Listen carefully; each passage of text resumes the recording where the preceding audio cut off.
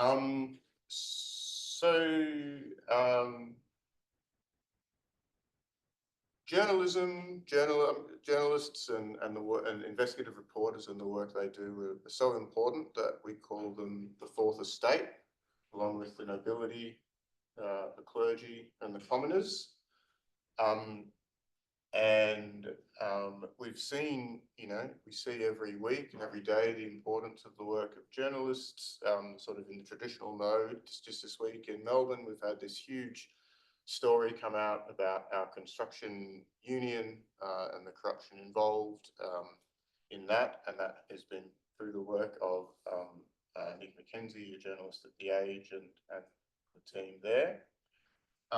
However, over the past 20 years or more, two phenomena have arisen that have threatened the traditional business model of journalists, both of which Kalpana has written about and we'll be looking at today. One is the rise of digital platforms, Google and Facebook, Twitter, etc., and the use, of news media content by digital platforms to enhance their businesses and to attract users, or so it's claimed, through showing snippets and links and images, etc., in their search results. But also the rise of, those digital platforms has changed the way journalism works, leading to what Harvard scholar Yochai Benkler has called the networked fourth estate, where we gather information not just from traditional mastheads, but also from individual journalists,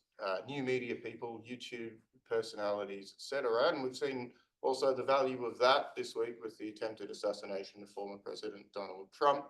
I'm sure that there's problems with a lot of fake news, but there's also a lot of helpful links that people have gotten through non-traditional news sources. And so there's the issue of digital platforms rising and encroaching upon the traditional space of journalists, but there's also more recently the issue of the use of all that labour, all that intellectual labour, all that work that journalists have done in order to train generative AI models. So there's sort of two big threats or big changes that Kalpana's work speaks to. And so I think as we listen to Kalpana and Jake and then think through the questions raised by today's topic, I think there's the big questions I suggest that we'd be trying to answer, which is whether or not these developments I've just outlined have harmed the fourth estate. I think the answer is yes. But then the more difficult question is, well, what can or should the law do to intervene to address that harm? And we've got different approaches to that here in Australia with the News Bargaining Code, and Europe with the press publishers right. And so then that leads to the question of, well, what is the best law to use to intervene to address this harm, to foster and support good journalism? And so to help us work our way through these questions and others, can I please introduce Professor Kalpana Tyagi, who is, I will read, the Assistant Professor of Intellectual Property and Competition Law at Maastricht University. She's highly qualified, holding a multidisciplinary PhD summa cum laude from the Max Planck Institute. She also has bachelor degrees in marketing and business strategy, in law, and a Master of Law degree in international business laws, and also a specialised Master in European law and economics. And once we've heard from Kalpana, I will turn to our very own Dr. Jake Goldenfein, who is a law and technology scholar here with us at Melbourne Law School, and a chief investigator in the ARC Centre of Excellence for Automated Decision Making in Society. Previously, he was a postdoctoral research fellow at the Digital Life Initiative at Cornell University. So if I could hand over you, Kalpana, to give your presentation. Thank you so much. I would like to thank Professor Ben Hopper for organizing this roundtable on such a short note, and it's lovely to have you. And I'm also looking forward to the comments by Professor Gould. Fine. So thank you for taking the time for that. With that, I would, in the next 20 minutes or so, give you a bird's eye view of this project that I've been working on some time now, which is about generative AI and the press publishers' rights in the EU. Now, there are many issues that arise at the intersection of intellectual property and competition law when we talk about the issue of generative AI and the press publishers' right. And it's very interesting to talk about it here in Melbourne.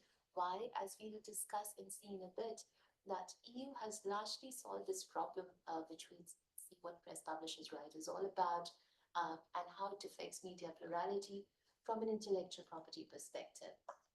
So we have seen copyright and neighboring rights, a related rights framework, as a way to solve the problem. As Jake on my right would discuss, in Australia, as I understand, we had a competition law remedy to the same issue, which is two very different approaches. However, if we were to look at the issue from the lens of innovation, there's a common thread, and which is also the reason why I do IP and competition together. With that, if we can go to the next slide, please. So why is this important? I'm sure all of us in the room have used a generative AI tool at some point in time. If you have not used it, at least we know what generative AI is all about. Generative AI is those natural language processing technology that can create new content with a mere prompt. So you give an instruction and something new is created, right? And this content could be written content, for example, what ChatGPT does. It could be audiovisual, or it could be even a programming code, as some of the cases in the US indicate. What is very interesting about, or perhaps I would say what is very important to understand when we talk about generative AI, is the technical aspects that go into this entire Gen AI debate. Why is this important? Is because then we would understand why there are issues on the input side, the training side, as well as the output side, the data, the results that are being created, for example, by ChatGPT. And this also kind of normatively explains why the same issue can be addressed from different areas of law. IP is one way, competition is another, and even there could be a data-based approach because it's all about data. So when did Gen AI come into real attention of the general public like us?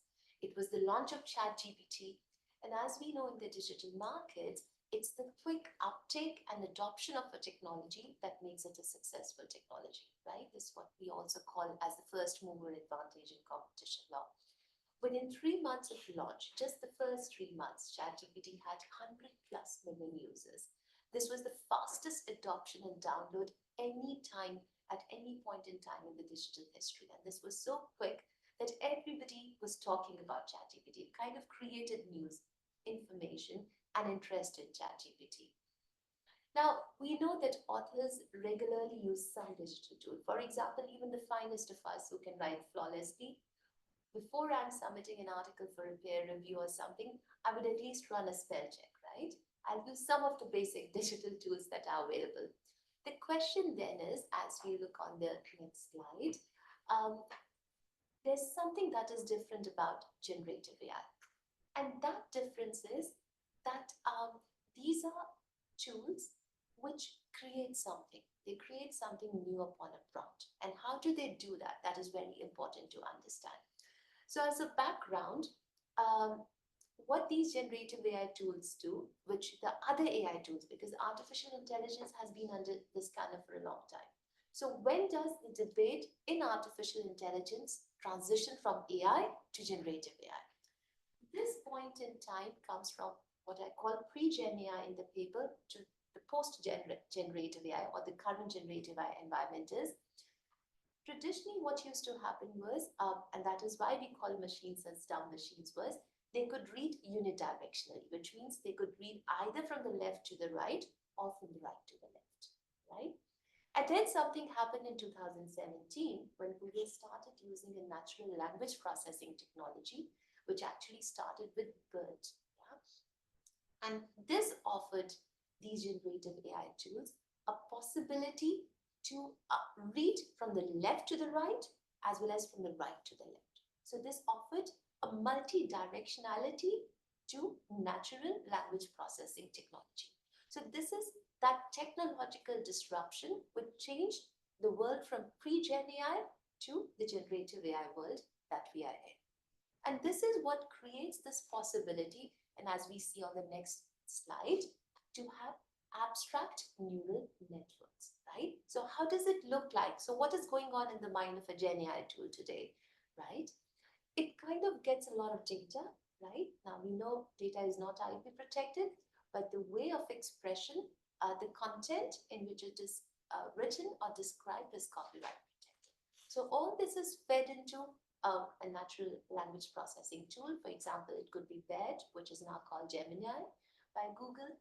It could be the OpenAI. It kind of imbibes all that information and it contextualizes it. How it is able to contextualize? Because it is now using a context-driven, data-dependent model of understanding because of multi-directionality. Once it contextualizes, it iterates this process. So ChatGPT doesn't stop where we have fed it. It keeps on learning. It keeps on iterating that learning process. And this is a bit like the human mind, right? We don't stop learning because if we stop learning, we stop growing, right? We contextualize information, we process it, we iterate it. And every time something is fed into us, we improvise it.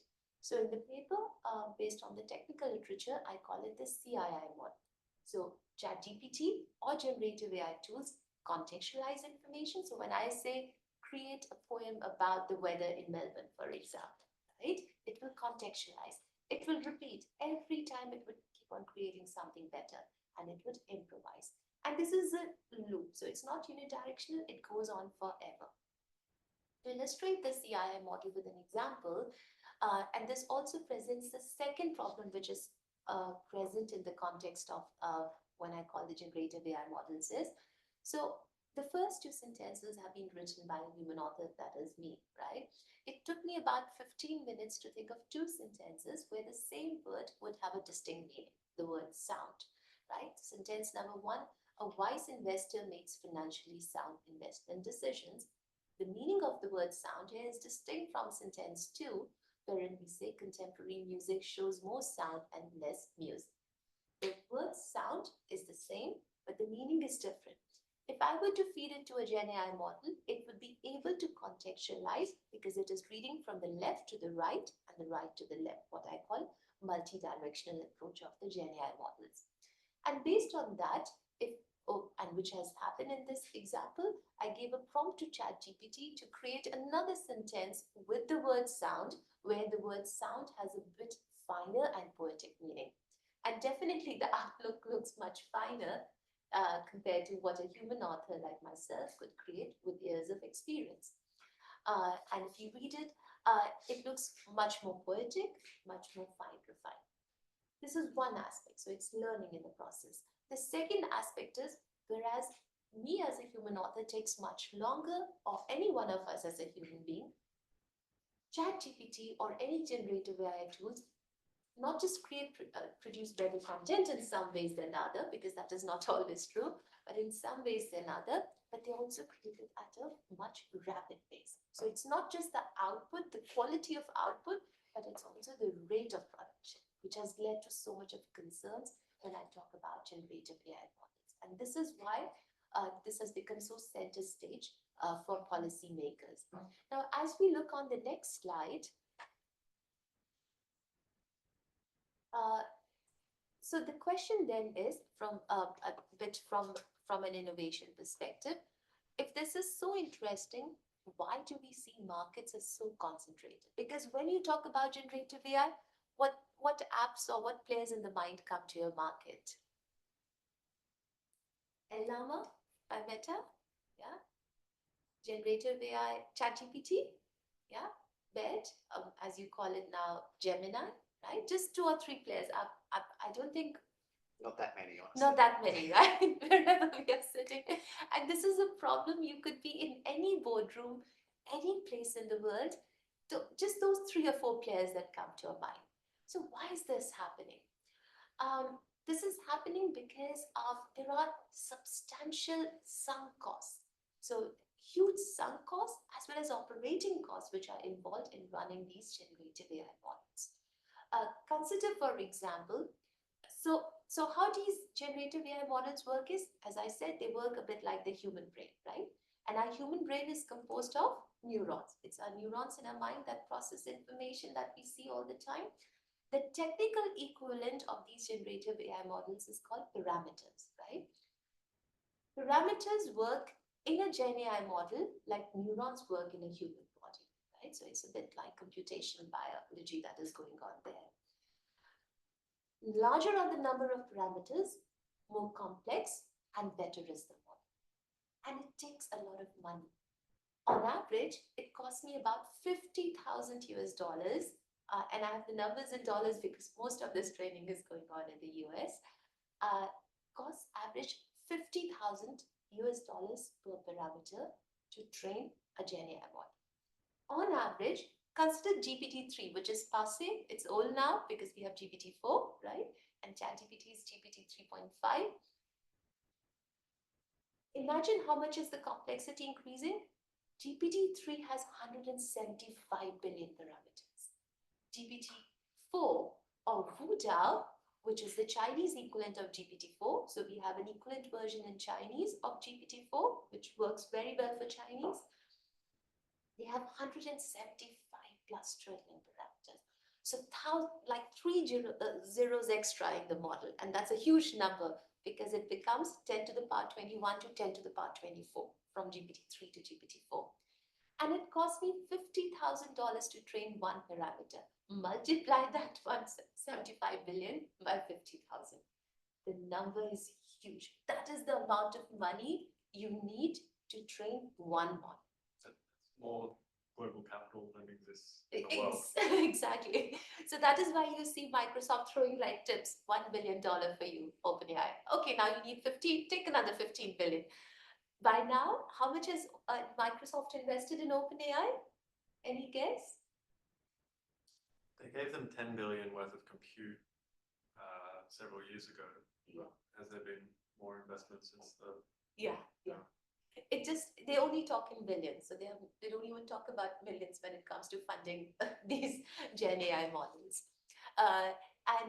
It might look very minuscule because when you go even for a state-funded project, so for funding, and like we have state aids in the EU, or we are creating a venture capital ecosystem. Even in the best scenario, if you were to get those funds, you would get 5 billion to have a startup in ICT. But when you go to Silicon Valley and you ask Microsoft for a fund, you get $1 billion as a starting point. So the numbers are huge. That's the point, right? And this is the number you require to train these Gen AI models. Is all good with the Gen AI world? Let me make two limitations of the Gen AI because we're already enamored by what the generative AI does. There's something, these 2 points that you see at the bottom of the pyramid are 2 limitations of the generative AI models. The first thing is, I said Gen AI works very well up until a point in time, right? So it doesn't always work well. It tells me stuff in a very convincing manner, but it also hallucinates. So hallucination is, it makes up things, which technically is called confabulation. So for example, if I were to ask generative AI ChatGPT to create 10 cases on Gen AI in Australia, trust me, it will make up those cases even if they were never decided by the Court of Appeals. So this is a limitation, I think, which needs to be kept in mind if anybody is using the Gen AI tools. Second, as with human mind, we all have our biases, vulnerabilities, limitations as human beings. We come with preconceived notions. Now, these biases are then converted into data, which is floating on the internet or any content or anything we are creating, right? The same thing is getting reflected in Gen AI models. You must have read in the news that one Gen AI model recently committed suicide. It contemplated committing suicide. Why? And then the scientists were looking why it thought of suicide or where did the thought come from? Because the data that it was trained on, it kind of the parameters in that model or the data indicated that if you have given up on hopes in life or whatever, this is the natural way. So the point is that data sets may be biased. So the perceptions that come in human personality, and because that can reflect in the data which is floating on the internet or any content, this also gets reflected in these training models or the output. Of course, scientists are looking for ways how to de-bias the data, which is then an issue of privacy and general data protection. But as of now, we do see biases in the data sets. Now, in the next slide, we see um, what is the connection? Because as of now, so far, I have given a bird's eye view of how Gen AI models work, what are the limitations, how much does it cost. The question then is, what is the link with the press publishers, right? What is the link with diversity of opinion or media plurality, as we commonly call it in the EU, or the democratic deficit that comes with these generative AI models? Now, you might have noticed so far the entire value chain of generative AI is driven by data. Now, data is not copyright protected, but the content from which data is derived is protected by copyright so long as it meets the threshold for copyright protection, right? So in that sense, we oftentimes say that generative AI value chain is driven by copyright. Now, in the EU, there's a digital single market strategy which dates back to 2015.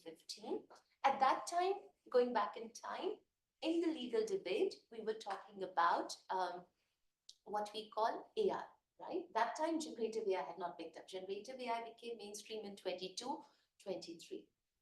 So EU's digital single market strategy had a proposal for a number of regulations and directives. Now, how it happens in the EU is there's a policy making that happens at the EU level. If it's a regulation, then it has a direct effect. But if it is a directive, then member states have to implement that directive at a national level. Now, the 2019 Copyright in the Digital Single Market Directive was one such directive. There were many, many controversial provisions therein. And for all copyright followers, we know that some of them made global headlines, and two such provisions were Article 15, which talks about the press publisher's right, and Article 16, which talks about use of protected content by online content sharing service providers. Now, these two were the most controversial provisions of this already very, very controversial directive. Our focus is on press publishers' right today, so let me zoom in to the press publishers' right a little bit. So as I said, directives have to be in turn implemented by the member states. And because the case comes from France, I'll take you through how France implemented this press publishers' right. France was very, very quick to implement the Article 15. Why? Because there was a discussion anyways going on in the French Senate. In fact, there was a member of the Senate, Patrick Mignon, who had set up a full-fledged report as to how, when you do not have a press publisher's right, then it leads to a democratic deficit. So there was a direct correlation which was drawn between lack of press publishers' right. So press publishers' right is a related right which is available to publishers of press for the investment that they have made in press publishing industry. And this distinction, as just as a background, because we are sitting in a common law jurisdiction right now, in a droit civil jurisdiction, so as most of EU is, with the exception of Ireland, we draw a clear distinction between droit d'auteur, which is the author's rights or copyright, which is the core, and the droit voisin, which is neighbor rights, rights neighboring on copyright. And as the name suggests, the tradition is heavily influenced by the French approach to copyright, which is very, very restrictive. So therefore, we needed to create a special related right, a droit voisin, a neighboring right. And this implementation came in the form of droit d'éditeur et d'agence de presse. And what it means, what are the rights of the press publishers and publishing houses, the agencies. This is, as Jake will pick up in a bit, it's a bit close to what the bargaining code does in Australia. Now, the next slide, just two lines there. this is important. When I talk about text and data mining, a lot of this news content, right? And we'll see this in the Google case, which was taken by the French Competition Authority. This neighboring right, press publishers' right, protected content is being fed into those Gen AI models to engage in text and data mining, right? The entire generative AI value chain, right? Text and data mining is so central to it. Those millions of dollars of investment, that billions and trillions, sorry, that we were talking about 30% of that value chain is text and data mining. So the numbers that we discussed a while ago, 30% of this could be dedicated to text and data mining. Yeah. And then another thing which on the next slide we see is, what is text and data mining? Very broadly speaking, there are 3 steps involved in text and data mining. The first thing is about access to content, right? Now, distinction needs to be drawn between availability of content for reading, because you're reading the work as work. In German law, we call it freie Genuss, which means I'm reading the work for enjoyment, right, or non-enjoyment.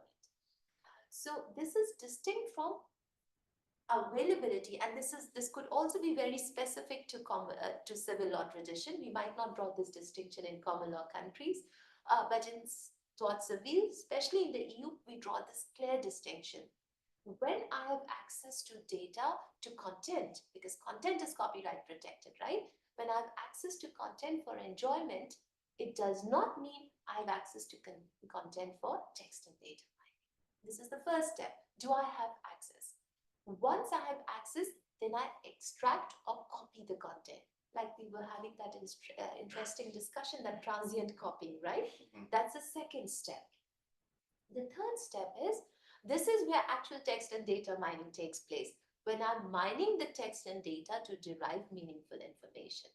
Now, real TDM is happening at step 3, but infringement, what would be infringing about intellectual property, or in Australia, what we've been looking under competition law framework, this is happening in step number 1, right? Because that is what is giving you access for mining, yeah? And then once it has been copied or it has been converted into bits and bytes, that then again escapes the protected framework, but it is step number 1, which is where my discussion on access to neighboring rights, press publishers' protected content becomes relevant. Then we see that in the EU, where does this fit in the framework? So please remember, EU is droit civil. If it's in the law, it is allowed. If it is not in the law, it is not there, right? So if there's an obligation in law to keep the table clean, there's an obligation. If it's not in the law, I could make it as dirty as I want, right? As simple as that. Huge discussion, ran for 4-5 years, lots of literature, but what we get finally is 2 text and data mining exceptions, Article 3 and Article 4. What is relevant for the discussion today is because press publishers' right is being exploited by private players in the market, right? Therefore, important for me is Article 4 of the 2019 Copyright in the Digital Single Market Act. This allows access to content for text and data mining to private organizations, to the private players in the market, yeah?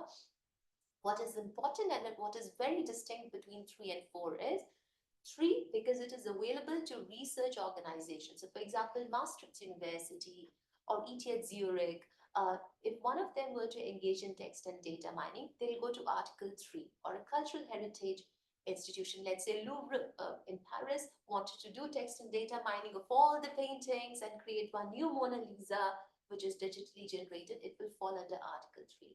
But if Google wants to do the same task, it has to go to Article 4. So that is the distinction. And what is interesting is there's a possibility for contractual opt-out. In terms of EU law, contractual opt-out means that me, as the owner of data, have a possibility to tell you, you can read my content, but you cannot text and data mine it without entering into licensing arrangement, for example. Yeah, that's one of the many examples. Article 15 of the Press Publishers' Right that we saw a bit ago is covered when it comes to Google, Facebook, our favorite GAFAM or Gamma, as we keep talking about them all the time, digital markets. Article 15 is subject to the provisions of Article 4, which means a contractual opt-out remains a possibility. And this is further subject to three-step test, which is the three-step test modeled along the lines of the Berne Convention. Now, on the next slide, what we see is what happens now, connecting press publishers' right with text and data mining. Now, traditionally, we know press publishing industry is one of the most classic examples of multi-sided market, right? Because they are press publishers, right? They are advertisers on one side. I know many of us come from a time when we have not seen the newspapers in print. But when newspapers were in print, they were never profitable. They were always loss-making. Why? Because the money that they gathered by selling subscriptions to the readers was never enough to even cover their publishing costs. It was the advertisements that were in the newspapers that covered their publication costs. And this is also one of the reasons you had different kinds of newspaper aligned to certain ideology, because they were the ones who were funding it. So they were the classic multi-sided platforms. In German, we have a quotation which actually also goes about reading newspapers, and it says, "Verbindet die Extreme und findet die Wahrheit." So which means you have to read from all the extremes to find the true center. And that approach actually comes from this multi-sided nature of the press publishing industry. Then we have the emergence of the digital markets. As we know, most of us in the room, even those of us who had read newspapers once upon a time, if we want to look for news, we go to Google Feed, Google News, or anything that we are reading, and we look for snippets quickly. How's the weather in Melbourne, right? What's going on? Where do I find the aquarium? Where can I go today, right? So I'll go for snippets, right? Everything is on Google now. Now, the 2019 Copyright in the Digital Single Market Directive identified this changing trend, right? It said how I'm consuming news is changing, right? I'm not going for newspapers. I'm not looking for the coolest events in town or the glittering nightlife in Melbourne on page 3 of some newspaper.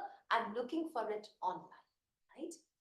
And recital for 54 and 55 of the directive. So we have recitals and then we have the main articles. There's a distinction on the binding effect that the recital and the articles have.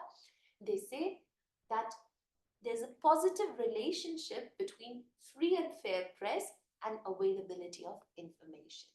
If I do not have a free, fair, and functioning press, then there's a downfall in the democracy, the democratic deficit. Now, this ideology again comes from the German Freiburg school of thought, which is called Autoliberalismus. Autoliberalismus basically means a distrust in the institutions in its very simple form, right? And therefore, I need to ensure that this press industry is functional in order to ensure that we do have trust in institutions, we have trust in the markets. And therefore, we are creating a new droit voisin, which is the press publishers' right. And then comes Article 15. The question then is, and I'm going to stop then, I think I took time. On the next slide, as we see, France was very quick to implement the press publishers' right, this Article 15. It clearly identified that otherwise there would be a democratic deficit. And then it also says that because this is a neighboring right, according to law number 228, journalists are not the direct beneficiaries, but the neighboring right holders, the press publishers are. It was clear, I should correct here, what was not covered was hyperlinks or very short snippets, for obvious reasons. Hyperlinks or very short snippets are not covered, just to be clear. I'll correct this slide and upload it. What is covered is lengthy or extended snippets. So that distinction needs to be drawn. Why? Because according to Article 2.8 of the Berne Convention, very short information, the daily news, for example, everyday news is not covered by any copyright. Yeah, and then the French law on this propriété intellectuelle, which implements droit d'éditeur et des agences presse, it clearly identifies if you do not have this right, there will be a negative impact on the diversity of media and plurality of opinion. And as we see on the next slide, this was also covering two clear rights. So there are many rights. So copyright is a bundle of rights. There's not one right in a EU copyright language or any language basically. Many rights. We have right of reproduction, we have right of adaptation, we have right of distribution, we have a right of communication and making available to the public. What does this right cover? It covers two economic rights within that broad framework of right. Right of reproduction and right of communication and making available to the public. So the French law clearly says, and this definition comes from the InfoPact case, author's own intellectual creation, which is the threshold for originality in the EU.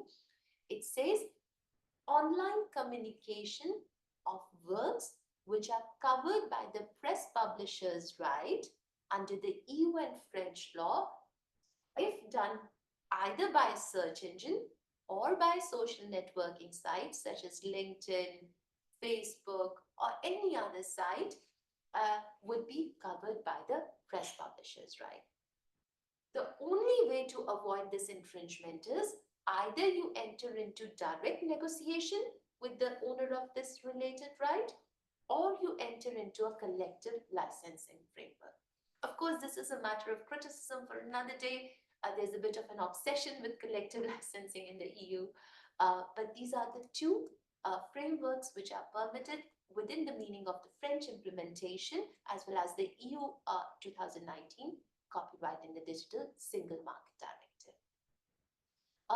However, and as we see on the next slide, this issue very quickly came to the attention of the French Autorité de la Concurrence, which is the French Competition Authority. Why? It was not even months after this right was implemented, Google kept its foot down and it said to all the press publishers in France, you might have a neighboring right. We don't care. Either you give us your news for free or we are closing down. This was also a bit like the national implementation in Germany and Spain earlier. So basically, Google had unilaterally refused to implement this right. When Google refused this, 20% of, this is the data coming from the French Competition Authority, 20% of the press publishers gave in, but 80% of the press publishers who are organized by French houses, so there are these press trust units, for example, l'Agence France Presse, so it combines some very major publication houses in France like Le Monde, L'Obs, and so on and so forth. They are all members of this organization. They all go to the French Competition Authority and they say, listen, what's happening to us is not right. This is abuse of dominance by Google. Yeah, they are not willing to enter into a negotiation with us. And as we see on the next slide, in 2022, so this goes on between 2020 and 2022, lots of decision, interim measures, then a decision by French Competition Authority, then goes back to the Coup d'Appel, comes back to French Autorité de la Concurrence. They say, fine, now here's the fine and enter into good faith negotiations. So this matter was settled for once in 2022. The matter picked up again in 2024, and I stopped there. So we know what happened in the settlement. Come again? Oh, in the settlement. Yes, in this 22 settlement, the French Competition Authority had basically fined, so there was a settlement decision, and it said to Google that you should enter into good faith negotiations with the press publishers. But did they do those negotiations? Because I know Google continued to just pay the fine and Yeah. not enter negotiations. No, at that point of time, they did enter into good faith negotiations, and a fine of 250 million euros was imposed. And then the reason, so a settlement decision is not as a commitment, like a pure finding of breach. So they did, finally in June 2022, they said we'll enter into good faith negotiations. But what they did not do, and that is why the case was picked up again in 2024 by the French Competition Authority, was they said you might have entered into negotiations and offered options, but what you did not do between June 2022 and September 2023 is you were training Bard, which is now called Gemini. And when you were training Bard, you did not offer sufficient transparency to the French-based press publishers whether you were using their press publishers covered data for training Bard. So did Google ever pay the press agencies? At that time, yes, they did enter into They it. had a, Yes, they had yes. a deal. And they came into different settlements with different agencies because for some the outcome still ended up in non-payments. For those with the larger bargaining power, for example, Le Monde is a very classic example. They could pay and it was not proportionate to the value they were delivering because there was also a bargaining leverage. And this is a very important point, and as Jake points out, very important point to keep into consideration. Why? Because despite the law in copyright and related rights, despite the intervention of a French competition authority, Google could still to a great extent find an outcome that was favorable to it. So in that sense, I think your point is that it still ended up at least partially being a toothless tiger, right? Not as forceful as you would imagine in the good old days a press publisher might be. Finally, the decision comes back to the table of French Competition Authority in 2024. Why? Because between June 2022 and September 2023, Google was intensively training Bard, which it now calls Gemini. And a lot of content which was used to train Bard included content which is covered by the press publishers right here that we discussed today. It was Google's duty of good care to inform the press publishers that we are training Bard with your data, which is covered by the press publishers, right? And Google failed to do this in the opinion of the Autorité de la Concurrence. And they said this, in their opinion, is a breach of transparency obligations because one of the requirements in press publishers' right is tell me where are you using my data? Tell me what are you doing with it? And they did not do it. And if they did not know it, how could they negotiate a license, right? It was as simple as that. And therefore, now they have launched a Google Extended in September 2023, and also a fine of 250 million euros has been imposed. And I stopped there. We can go to the last slide then. Yep. The very last slide. The very last slide. Yeah. And this kind of shows how the world of generative AI stands right now. Thank you so much. So that point, yeah, that point of this attempt to, thank you very much for that, this attempt to give the news agency some sort of power to counterbalance the very great market power of the digital platforms, ultimately not proving super effective. It's probably a very good point of transition to Jake to give us a few comments, if you would, on that, and also highlighting and contrasting with the position of the competition law approach that has been taken here in Australia with the news media bargaining code. Yeah, thanks for that. I learned a lot listening to how the EU authorities tried to tackle this particular problem. I suppose I have always thought about regulation as a question of political economy. And I see all of this as part of a continuing tussle between content industries and data processing industries, effectively over the rents that can be extracted from consumer culture. And I think that you know, a lot of this began because news media organizations had this problematic decline in revenue, which they sort of blamed on the emergence of digital platforms. But really it was because news media organizations managed the transition to digital very poorly. They were extremely wealthy, bloated organizations through to the 90s, and then they made very much across the board, very bad financialization decisions, selling off their most profitable assets, classifieds, things like that. Things that would have continued to have value in a digital economy. And what effectively happened, as you pointed out, news media organizations used to be multi-sided markets. right? They were effectively ad platforms. And in the emerging digital economy, they became publishers in platforms controlled by other entities. So instead of managing ad markets, they sold ad inventory, which is a much, much less profitable position to have. So a website says, well, I have this many impressions to sell. I have this much web page to sell for advertising. And all of a sudden, they're making a whole lot less money. Now, this causes a social problem because public interest journalism is a public good. And so all of a sudden we have a social problem that needs to be managed through solving this new distributional conundrum, right? All of a sudden the ad revenues that were sustaining public interest journalism are being picked up by another sector of the digital economy.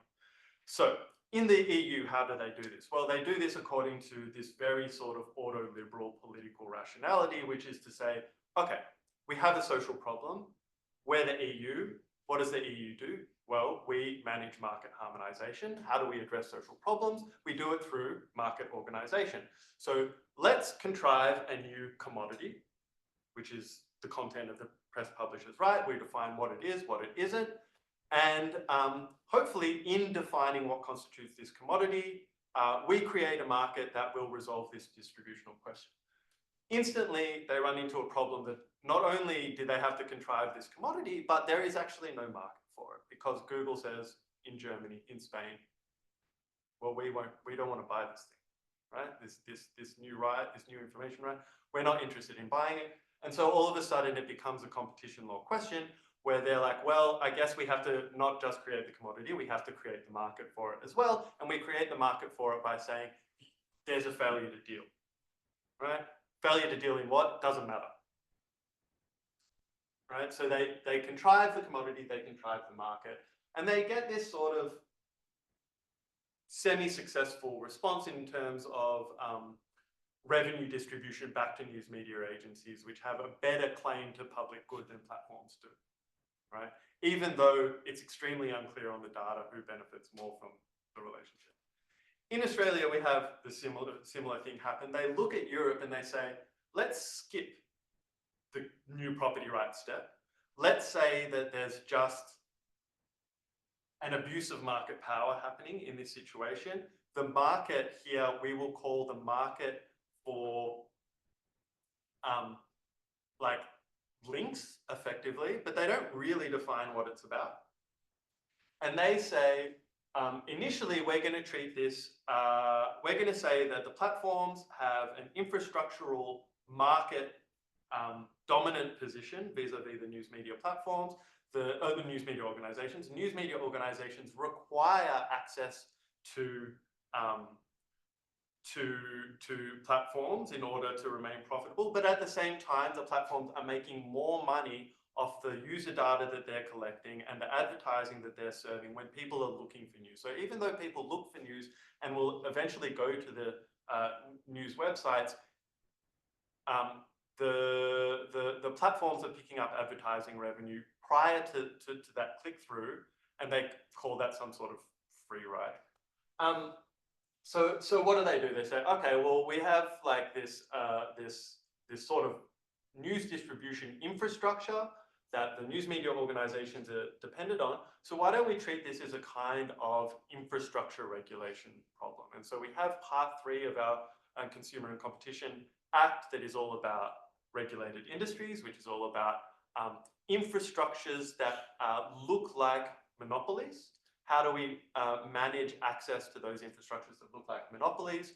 And they threaten this thing called the News Media Bargaining Code. Or they don't threaten it, they pass it, but they threaten regulation through this thing called the News Media Bargaining Code that effectively, initially in its aspiration, would have been a relatively holistic market regulation instrument that would have required transparency to the regulator vis-a-vis what personal data the platforms hold, how they do their algorithmic curation, and how they extract value or the relationship between value and content and data. And in the end, what we effectively get is something that says digital platforms, unless you give some money to Australian news media organizations, we are going to nominate you under this piece of legislation to be subject to some sort of binding arbitration agreement around that you'll have to enter a binding arbitration with a news media organization for access to their news.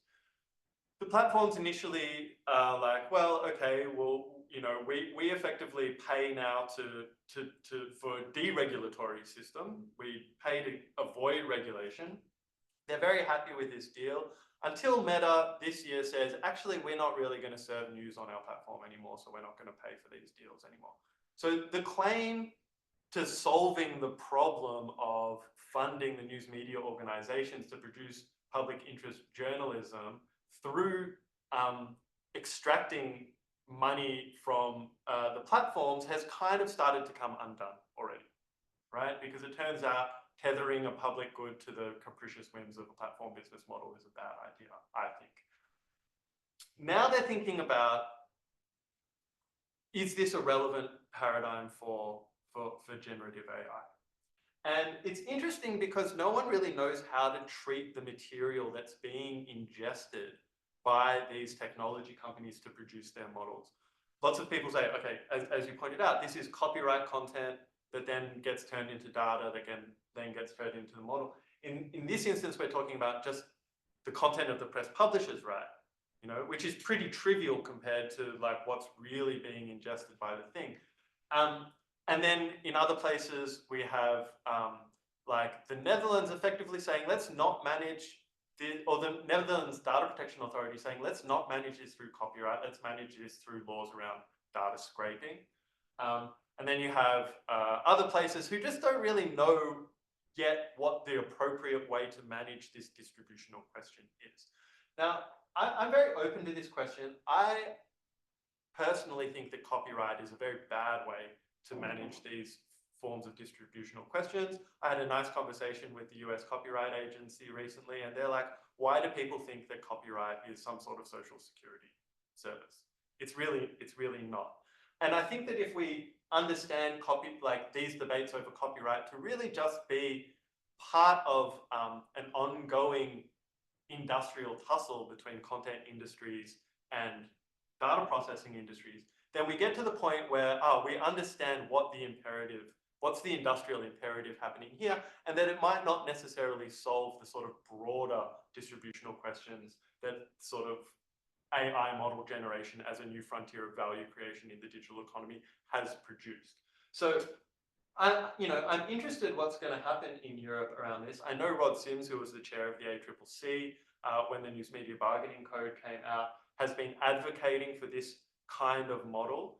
But on one hand, the Australian model has a problem because where is the asymmetrical market power? Where's the market? Like where's the abuse happening, right? Because there's no dependence. News media organizations are not at this stage yet dependent on AI companies for distribution, which was the premise of the News Media Bargaining Code, right? That sort of dependency. And here we don't have that dependency. So the News Media Bargaining Code model that operates purely on abuse of market power doesn't necessarily work. The press publishers' right model might work, but it only covers a very, very slim sliver of the material that's being ingested by these things. And then we might have a general copyright approach that I think potentially doctrinally fails, and we're seeing how that happens now. So I think what we really need is actually new ideas for managing this question of distribution that sort of that take a more holistic approach to thinking about how to manage relationships between creators and incentivize creation and appropriately tax or extract value from these entities that are able to make so much money off this sort of this publicly available content. So yeah, it's a really interesting question. Lots of people are fascinated to see which way it's going to go.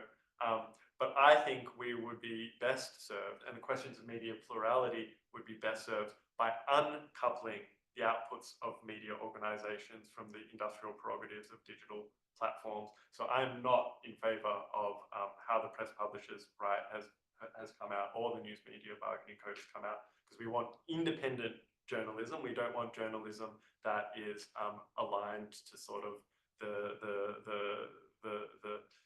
the way that platforms have shaped journalistic practices to be more about, you know, clickbait and engagement and optimization for ad distribution.